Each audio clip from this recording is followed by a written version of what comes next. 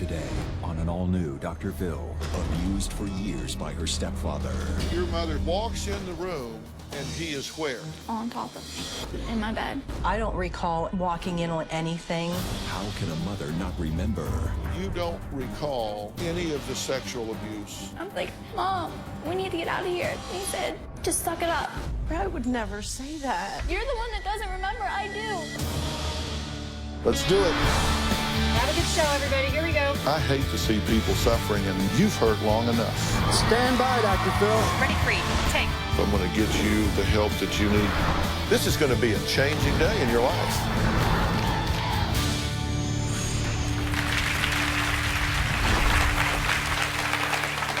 Today, a young woman with a very dark memory. She suffered years of physical and sexual abuse from her stepfather. Where was her mom? Well, Aubrey says she witnessed it and, in fact, told her, suck it up. But her mom, Tammy, says she doesn't remember. They haven't spoken in over 3 months, but Aubrey says the resentment towards her mother dates back to when she was just a baby. I was 2 when my mom got remarried. Aubrey was sexually abused by her stepfather. The first time I was sexually abused, I was about 8 or 9. It was in the morning, and he came into my room, and he just started raping me. I screamed for my mom. She finally came, and she asked, well, what's going on? And she just looked at us, and he hurried up and pulled his pants back up, and he said nothing.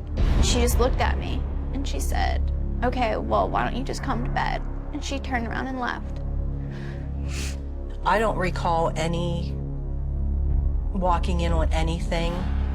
I can't remember. She says that happened. I don't recall that happening.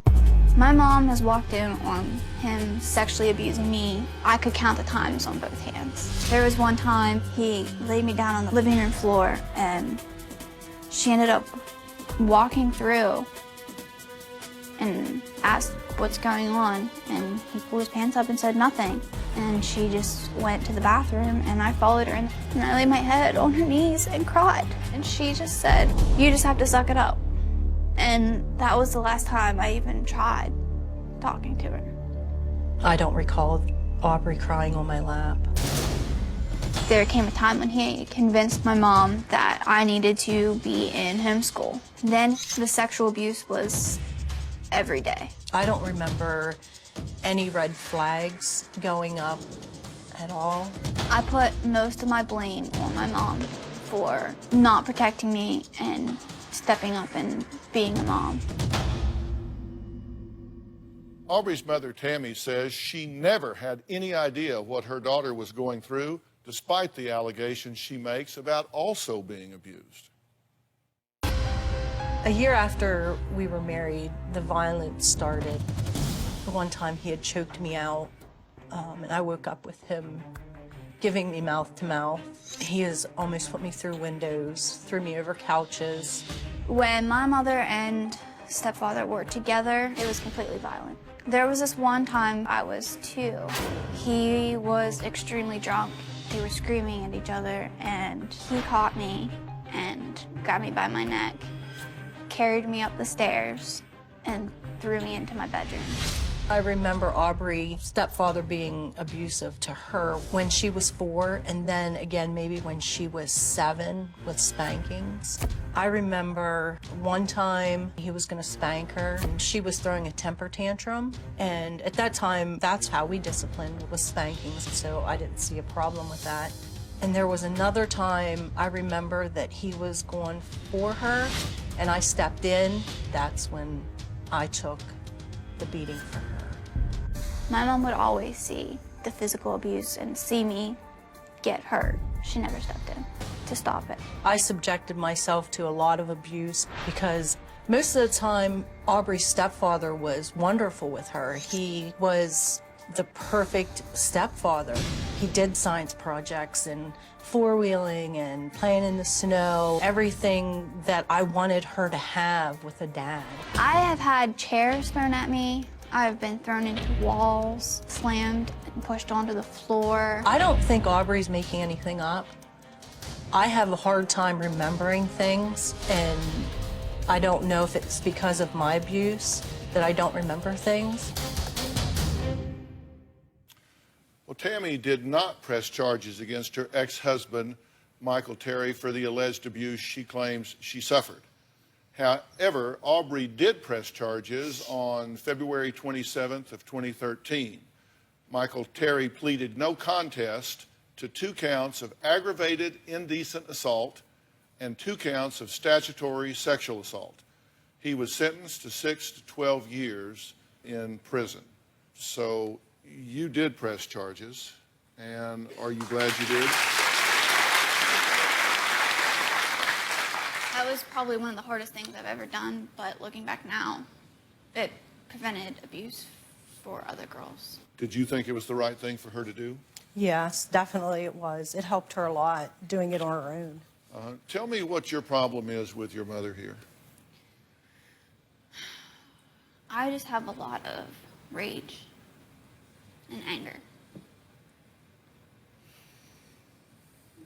I felt like I should have not had to go through this. And you feel like she should have done what? Protected me and done her best to save me. She didn't. I feel like she should have left as soon as she knew that it would have been an abusive and volatile relationship and that I could have been hurt. And how long did she stay after she knew? 12, 14 years? 12 or 14 years. Yeah, close to that. So you're saying she knows what's going on and continues to subject you to it for 12 to 14 years and says, I didn't know. Yeah. Okay. Now, what do you want to happen here today? I want my relationship back with my daughter. What are you willing to do to get it? I flew to California after I just had surgery, and I'm putting this all out here for everyone to hear, and it's embarrassing, but I want her back. And you're saying that she's wrong. You're innocent here. You did not knowingly allow her to be abused physically and sexually. I believe what Aubrey says, but I can't remember. There's so much of so many years I can't remember. Things have happened. I don't remember, like, in the time that it was happening. You don't remember now, but the time that it was happening. I understand what you're saying, but I don't know. Aubrey, he was a madman. You know that. I understand that, but I still remember what happened. I'm sorry. The hell you don't remember. You do remember. You just said, look what I went through. And you're very specific about those things. You remember all that. Tomorrow on an all-new Dr. Phil. She faked one pregnancy. This boy's parents, they bought baby clothes. Did she fake another? You get this picture. I was pushing my stomach out as far as I could. She says she has the baby. She even gave her fake baby a name. Aubrey Mae, why did you lie about this last pregnancy? I couldn't tell my family. You are lying to me. Tell me now what it is. That's tomorrow.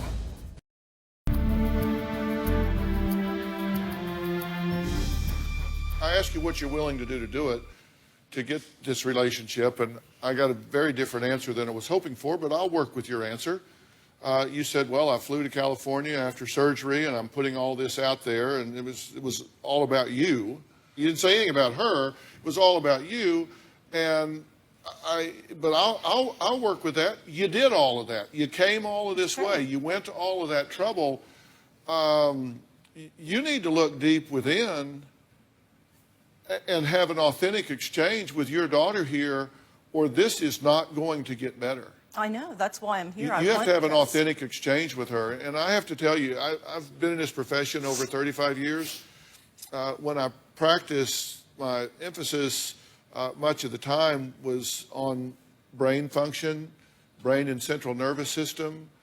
And this, I just don't remember is just not that's a disingenuous response. I'm sorry. I mean, this is what I do. And for this to have happened like once and you go into shock or something, but what we're talking about here is a way of life. We're talking here about year upon year upon year upon year of you being abused and her being abused, and you're saying, I don't remember. The hell you don't remember. You do remember. You just said, look what I went through. Look at all the things that were done to me. And you're very specific about those things. You remember all that. Well, there's some things that I don't remember about that stuff, too. There's a lot you do remember, right? You're correct. But I don't know what else to say. I really don't. If it comes back to me, Aubrey has told me things that have happened, and it triggers other memories. I want to remember everything that happened. I feel like I need to feel her pain. I don't want people to judge her. But she asked for this. She wanted this, and this is what's happening. You know me. You know I don't care if anybody judges me. So I don't know why you're throwing that out there. You know that she's not ashamed here. I know she's not. You know she's not ashamed here because she didn't do anything wrong. I know she didn't. There's nothing for her to be ashamed of. I know. Why would you tell her to hide? Why would you tell her to hide? I'm not telling her to hide at all. Well, you said triggers. Let's see if I can pull some triggers here, because I want you two to have a relationship. You say that your mother saw you, quote, my mom saw me get physically abused all the time and did nothing. Correct? Correct. And abused in what way? We're not talking about sexual right now, we're talking about the physical, correct? What did she see? What happened on a daily basis?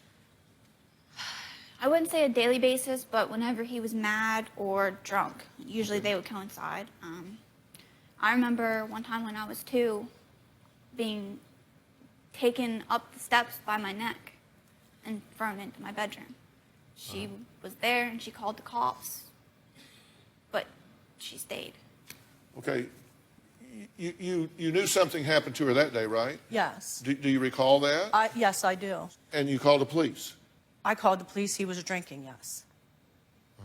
And he had grabbed a hold of her and took her up the steps, but I thought it was because he was coming back down to start with me. You were present in that moment, and you say, okay, I've got a drunk man in my home who is abusing my daughter, and I'm calling the cops, but we'll just stay here.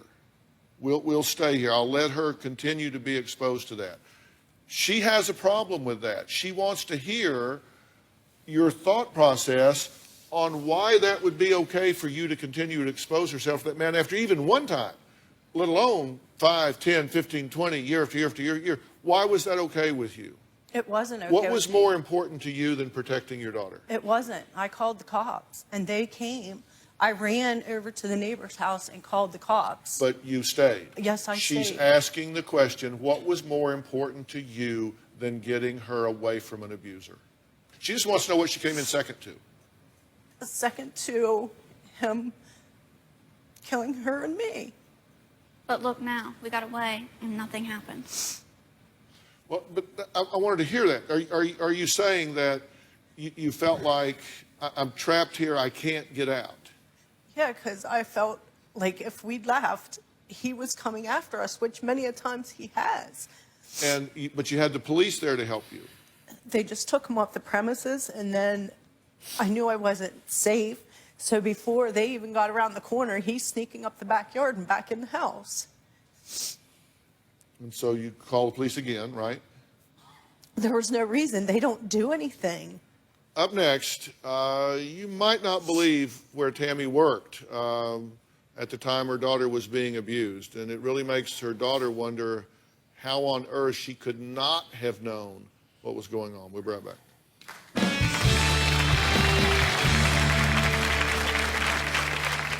My mom definitely knew all the warning signs, but when it came to seeing it in her own home, she just turned a blind eye. This February, At age 19, I was married to the prophet of the FLDS people. This 85-year-old man who has 64 other wives. a former sect member confronts her polygamous father. My father condoned my marriage. How does that make sense to a father to marry his daughter off to the crypt keeper? Plus, was this soldier falsely convicted? You had a hand in putting my son in jail, possibly for life. Have you ever made false allegations prior to this? Yes, I had. Is this father killing his child? You have an addict for a daughter and you're giving her money. Are you telling me that you don't know she's buying drugs with it? You took her to a drug house to get it. And a family brutally slaughtered. Police have arrested the 16-year-old daughter. You know that she planned this, right? For the first time, They practically decapitate your mother, shoot and stab your brothers to death. the daughter speaks out. You needed them out of the way for a reason. What was it?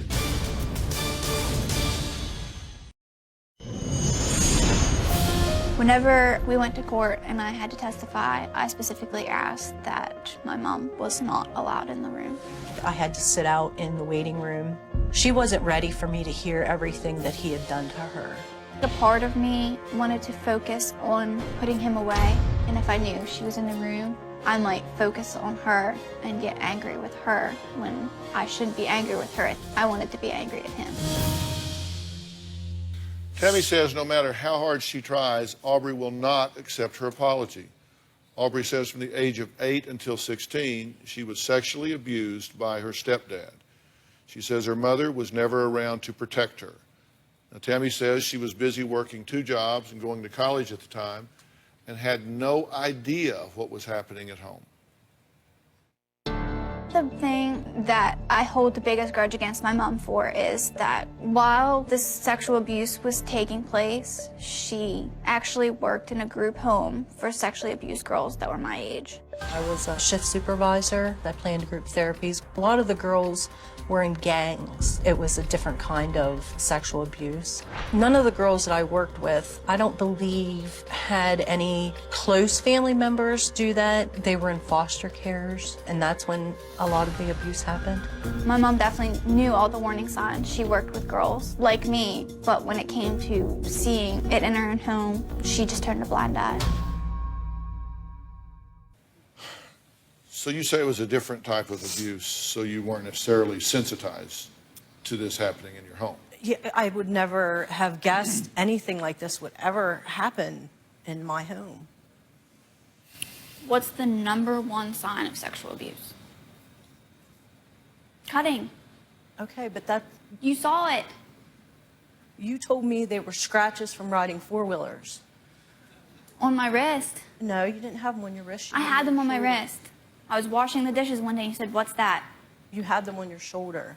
On my arm. And when I asked you what was going on, you said, I got hit with a branch on the four-wheeler. I said, well, do you want me, we need to talk about this.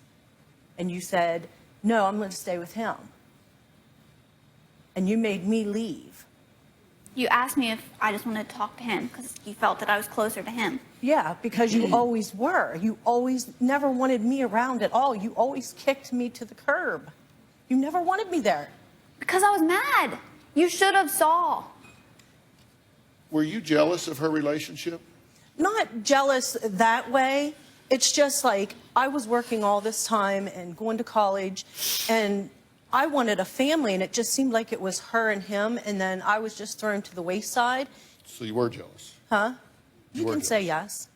Well, not because you did. You told us Yeah. that. That wasn't my word. It was your word. You told us when we interviewed you, said I was jealous of their connection. Yeah. Because I didn't have it. You said early in your marriage, you started seeing warning signs that things weren't right. True? Yes. You said it was his idea to homeschool her in the 7th grade. Yes. And your comment about that was, quote, "It was the end of my life. Abuse used to occur at night, but now he could do it, he could do whatever he wanted to me. Because he had you home." Could never leave the house. She said your ex wouldn't let you talk to the school principal. No. And you just figured he knew best, even though she begged to go back to school. He was telling me that if she was going to go back to public school, that there was going to be somebody there that was going to rape her. That these guys wanted to do things to her because she was a cheerleader. You said that after you learned about the abuse, Aubrey wouldn't, quote, let me get the cops involved. Yeah. Did you need her permission? Huh? I absolutely felt I needed her permission because I felt like I left her down all these years and I wanted her to make the decision on what I was going to do because I was going to call them and she's like, Mom, please don't, I want to do this. I got to do this. What was his criminal past? He was in prison for assault on a police officer. But he told you it was just an accident, misunderstanding. Him and his family also told me that, yes. Would you have ever left him if she hadn't done what she did? Yeah. Well, you hadn't before. I know, but... She says you would have never left him if she hadn't done what she did. That you'd still be with him today. I asked her many times, Aubrey, because when he had killed our dog, I wanted to leave, and she said, Mom, I think he's going to change. Killed your dog. Yes. Again. Red flag. But no bells go off. At this time, I was... She's begging to go back to school, no bells goes off. He's killing the dog, no bells go off. I mean... At this time, I'm working towards getting... Because he had me to believe that I could never make it on my own. That my family wanted nothing to do with me, that I was worthless. And I just figured if I could get my degree, do what I had to do, when I graduated, I could financially take care of her and I without my family. And you're wanting her to believe you did not know that a price you were paying was her being served up to a predator. And you don't believe that. All right, let's take a break. Next, were there more warning signs Tammy missed? Aubrey says yes. We'll hear about it next. You're the one that doesn't remember. I do. Do you think I wouldn't take a freaking bullet for you? Obviously not. I would. Obviously not.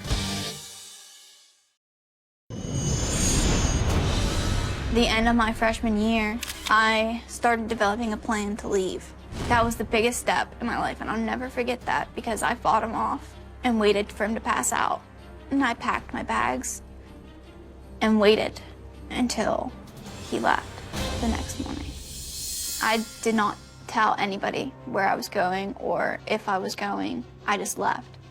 I don't recall Aubrey running away from home. I remember moving Aubrey back up to my parents' house so I could get things done that I needed to be prepared to move us out. My past has the biggest effect on why I am the way I am now. It's affected me socially. I can't even communicate with normal people. It holds me back from a lot of things. I hate when Aubrey stays in her room all the time. She's such a social person. Some days my depression can be so bad that I don't even get out of bed. It's crippling. I think she enjoys the depression because I think she puts herself there so she can punish herself. My mom definitely doesn't understand my depression and how I'm feeling. I definitely understand what Aubrey needs. I live it every day. I have anxiety every day, but I learned how to put it in a place where it belongs. My mom is constantly telling me that I need to just move on and get over it and forget about the past. I don't want Aubrey to leave the past behind. I want it to define her so she can help other people. You say that you don't recall any of the sexual abuse, that you didn't see anything, you don't remember anything. Okay, and so I asked them when we were talking to you initially, to give us some examples of specific times that she could not know. But you're saying that this happened at age 8. Tell her how she cannot not know that happened. In the morning, when everything first started happening, the very first time, and he raped me, I screamed for you and cried and begged you to come and screamed, and you finally came. And you asked, what's going on? And you just looked at me. And he said nothing. So you said, okay, then come to bed. And turned around and left. There's a point, he has been in your bedroom, and you are trying to fight him off. He told you to be quiet, but you say that this had never happened before. You started to scream, that she came in, and at that point, where was he? On top of me, in my bed. He's in your bed on top of you. And she walks in. And what time is this? In the morning. It's in the morning. It's light in the room. Yeah. When she was laying in bed crying, he was telling me that she had done something, and he was having a conversation with her about what she had done wrong. And I told him that he needed to go to bed and leave her alone because he had her crying. All right. She is saying you walked in the room and her stepfather, a man to whom she is not related, that has a criminal past, is a drunk, is abusing you physically and sexually. You walk in the room, open the door, and he is laying on top of your daughter. He wasn't laying on top of her that I can remember. You understand my frustration. So she says you went back to bed. She laid there in shock. And then you cleaned up the bed, right? I took all the dirty sheets and threw them in and hid them at the bottom of my bed, at the bottom of my dirty clothes hamper, and threw my underwear away. And then I just laid there. What would cause you to not react? I did react. You told him to go back to bed. He did. I made sure he came back to bed. And that's one of the nights that I took probably one of the worst beatings that I had, and he raped me too. Let's talk about incident 2, which happens at age 9. You say that Tammy had gone to bed and you were in the living room watching television. Tell me what happened. Tell her what happened. I was laying on the floor, and he was on top of me, and you walk into the living room, say, what's going on? Because I was crying. And he said nothing, pulls his pants up, sits on the couch, and you just go, okay. Walk to the bathroom. I follow you in, and I get on my knees, and I lay my head on your knees, and just start crying. And you ask me what's wrong, and I'm sitting here like, Mom, we need to get out of here. This is what's happening. And he said, just suck it up. He told me to suck it up. I would never say that. Then why did you? You're the one that doesn't remember. I do. So why are you Okay, well, I'm just making it up? saying. Do you think I wouldn't take a freaking bullet for you? Obviously not. I would. Obviously not. You recall her crying and saying, Mom, we have to get out of here? This is what's happening? No. Do you recall walking into the living room that day that she's talking about when she was 9? We asked Tammy if she would be willing to take a polygraph to prove to Aubrey that she really didn't know about the abuse. Well, what are the results? How did that all turn out? We'll find out next.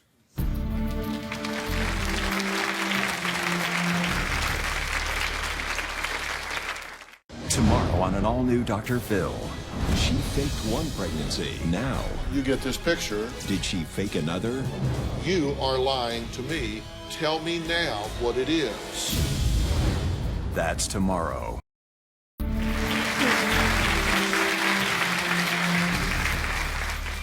In an effort to help Tammy prove to Aubrey that she truly didn't know about the ongoing abuse, I invited Jack Tremarco to administer a polygraph exam.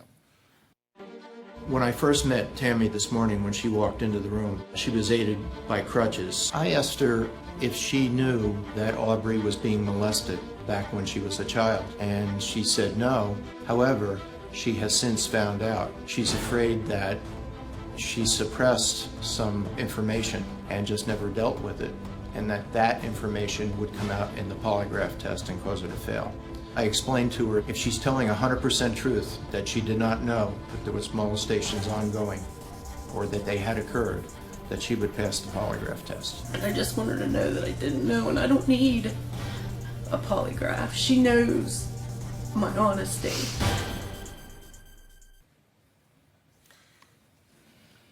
So, Jack, she declined the test? She declined the test. When I met her, she walked into the room, she was sobbing, her nose was running, and she was in emotional distress. She had some questions, we talked about it. I asked her if she ever robbed the bank, and she said no. And then when I told her what the issue would be for the polygraph testing, her answer was not direct and spontaneous, and so we discussed how that needed to be 100% sure in her mind, just like she knows she never robbed a bank. It became clear to me that Tammy became more emotional as we discussed it, and said she couldn't talk about it without crying and without being emotional. That was the first disqualifier in this exam. And so you explained suppressed memories are not the issue here. That's, you either knew it or you didn't. It's like you either robbed a bank or you didn't. And she understood that fully and completely. Yeah, Tammy understood that, and then she went off to be with a relative to discuss what I'd said. And, you know, the fact that she pointed out to me that she'd had surgery a week ago and that she was a 6 on a scale of 1 to 10, 10 being horrific pain, and she was on crutches. So between her emotions and the fact that I need a person, Dr. Phil, to breathe normally and to listen and then answer the questions appropriately, with her emotions and her crying and her sneezing and wheezing, and it just wasn't gonna happen. In the last bit of that tape, you're obviously upset, but you said, I don't need to take this. She knows my honesty. She does. Is that true? I knew we wouldn't be here. What Aubrey says she really needs from her mother when we come back. You say, how long are you going to punish me for this? How long are you going to make me feel guilty? How long do I have to go through this? I'm not punishing you for anything, and I have not punished you for anything. I think she wants something I don't know what it is that I can't give her.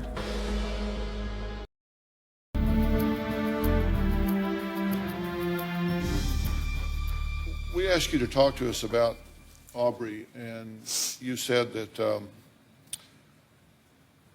she's emotionally exhausting. You said you apologized once in therapy and on 2 other occasions, but it's just not good enough. Right? Correct. Do you think she needs something from you that she's not getting? Or do you think she's just being melodramatic about all this? She's not being melodramatic. Would never say that. I think she wants something I don't know what it is that I can't give her. And I don't know. I've given her the apology. I've gone to therapy with her. I don't know what she needs. What you're saying is you don't think she's lying, No. but that this 13 years or whatever period of time it was, extended number of years, that you were raped and beaten and abused and terrorized and brainwashed and controlled by this man to the point that you had a functional blindness, and this never registered in your brain. As clear as it may look looking back, and as authentic as her accounts are, and the fact that he clearly did it and is in jail for it, you're saying, I have no recollections of these things, so I can't genuinely and authentically explain to her why I didn't react to something because I don't remember it happening. I get your position. Yes. And what do you need from her that you're not getting? I just want her to admit that she just messed up and apologize for it, and we can get on with it. But until then, I can't get over it. I'm stuck. I have apologized. You've Aubrey. apologized for it happening. You haven't apologized for you letting it happen. You say, I'm sorry he did this to you. I'm sorry this happened. But never once have you said, I'm sorry that I wasn't there, and I'm sorry that I let this happen to you. Yes, I did. I said, I'm sorry, Aubrey, that I was if I was so busy that I missed out on all that stuff, that he took that away from us. But see, in your acknowledgement is an excuse. You're saying, I'm sorry that I was so busy. She's not asking you to excuse your behavior. She's not even asking you to be accountable for it. She's just asking you to acknowledge that it occurred. What she is asking you to say and mean is the prime directive of a mother is to protect and nurture their child. And I failed to do that. I failed to do that. And I will be sorry for the rest of my life, but I failed to do that. I have told her that I failed. I failed everything. But when you say it, you say, how long are you going to punish me for this? How long are you going to make me feel guilty?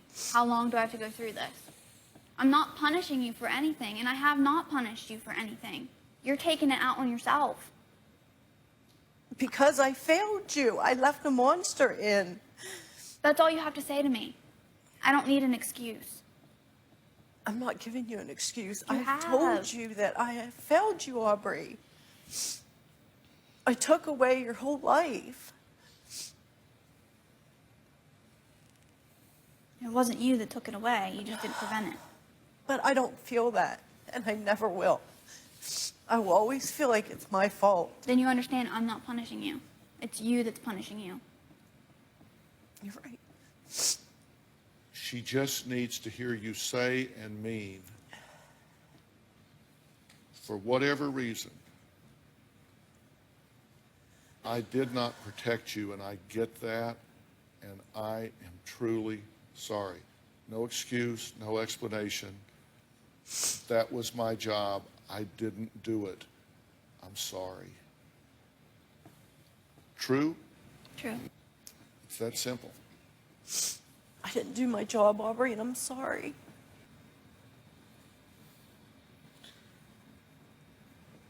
It feels like I waited so hard and tried so hard for it.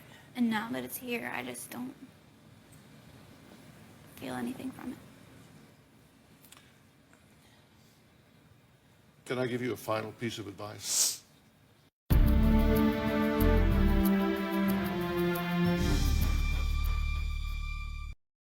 Want to know what's coming up on Dr. Phil? Visit our website and subscribe to our email newsletter. You'll get weekly updates, life strategies, and exclusive video that you won't find anywhere else. Plus, on drphil.com, you can see sneak previews of upcoming shows. Log on today.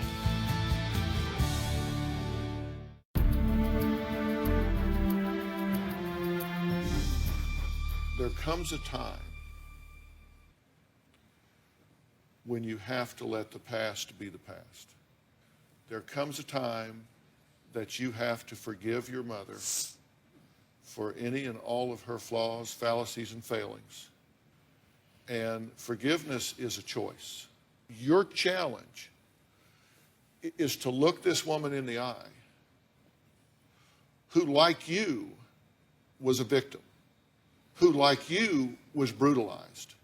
The point comes when you have to look her in the eye and say, I forgive you. I forgive you for you, I forgive you for me, but I forgive you. I don't want to spend the rest of our life feeling guilty or being angry about what has happened. And that's my biggest issue, is the anger. I feel I've already forgiven her before she's even apologized, but now I have all this built-up anger. What do I do with it? There is very specialized care that has been developed for survivors of rape and molestation, and I will personally arrange that for you. Okay?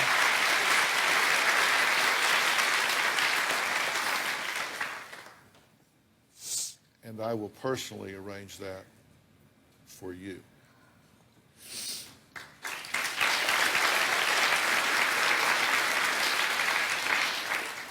You can't give her what you don't have, and he took something away from you, just like he did from her. And you can't be all of her mother without being all of who you are. And you need that help as well. You may think you don't deserve it, but you need it. You read my mind. Let me get you that help. Will you let me make a gift of that to you? And do it.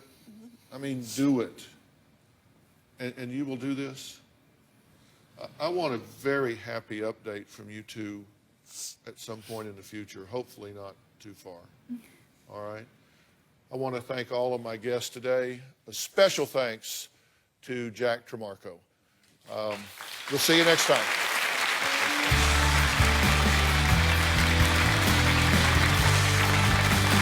Thanks, Jack.